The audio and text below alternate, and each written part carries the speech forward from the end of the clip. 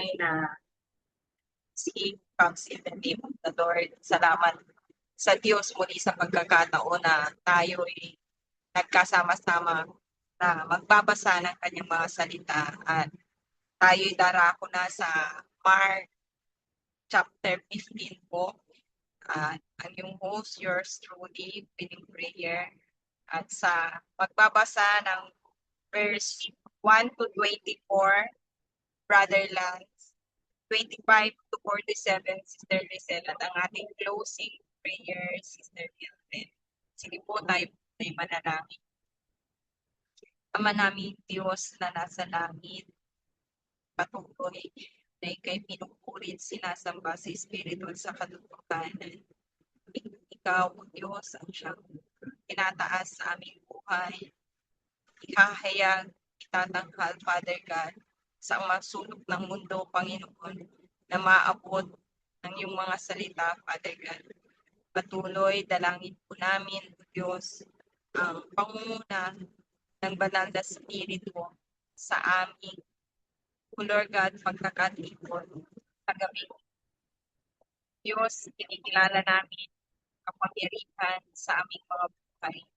Salamat, Panginoon, sa buhay ng bawat isa sa amin na nakasama, Lord God, sa gabing ito. Salamat sa kalakasan na patuloy mong ipinagkakaloob.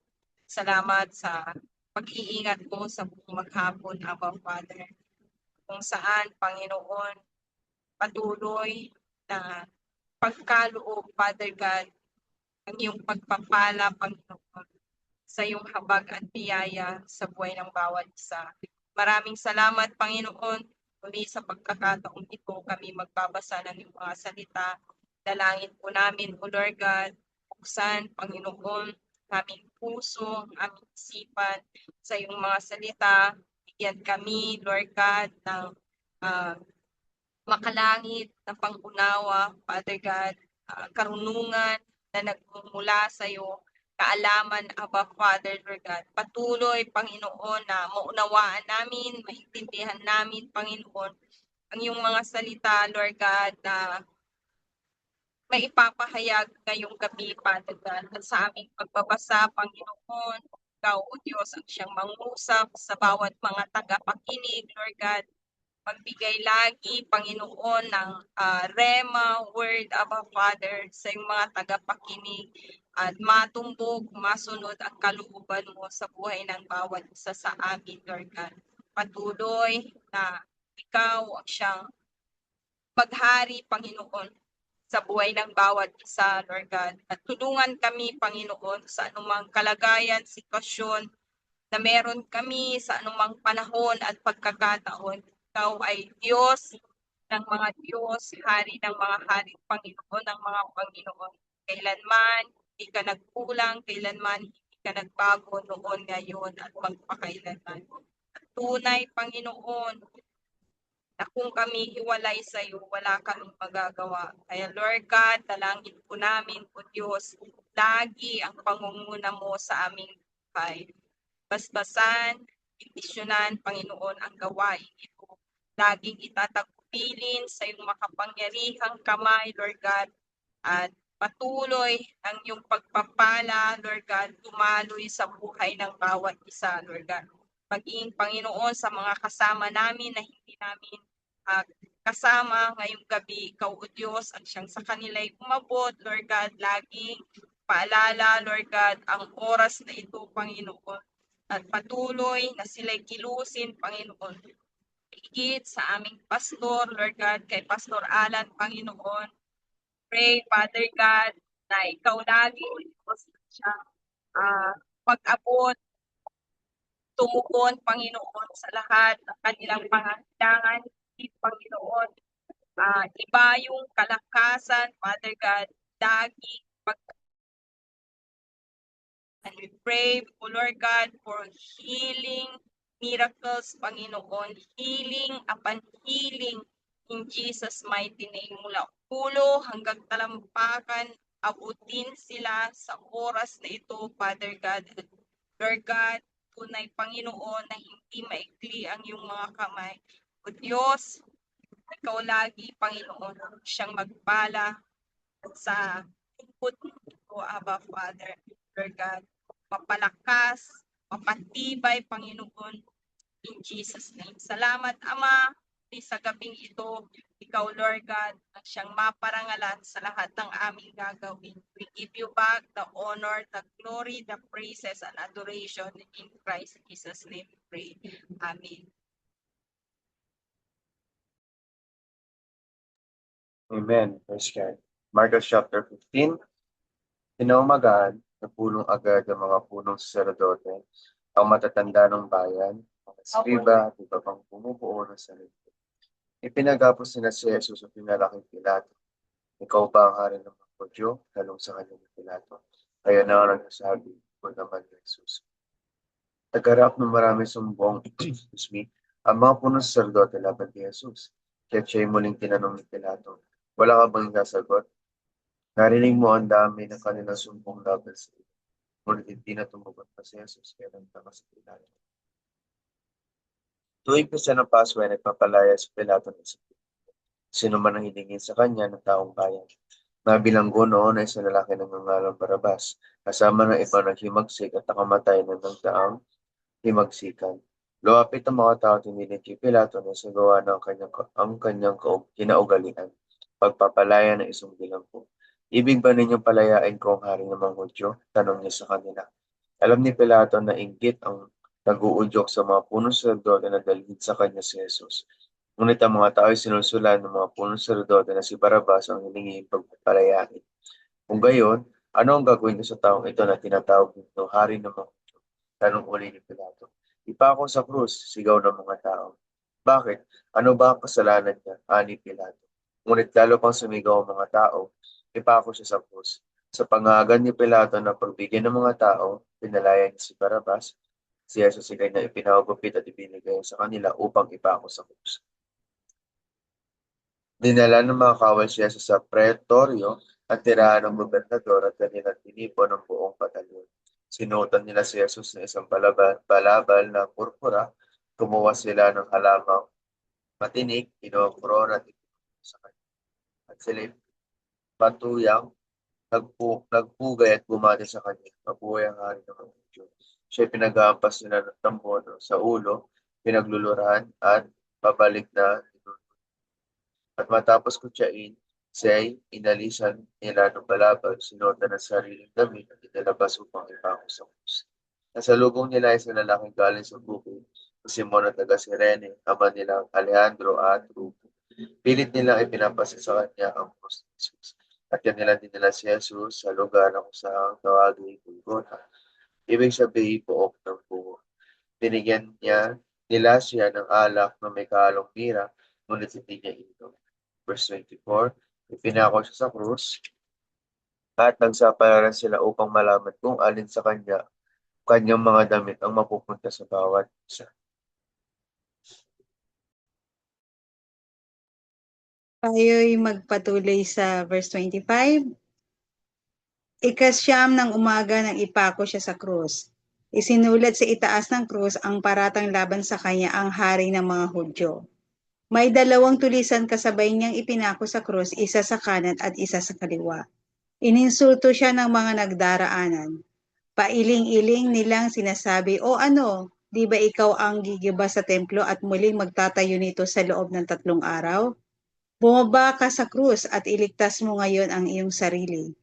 Kinukutya rin siya ng mga punong pari at mga tagapagturo ng kautusan. Sabi nila sa isa't isa, iniligtas niya ang iba ngunit hindi mailigtas ang sarili. Makita lamang natin bumaba sa krus ang Kristo na iyan na hari daw ng Israel. Maniniwala na tayo sa kanya.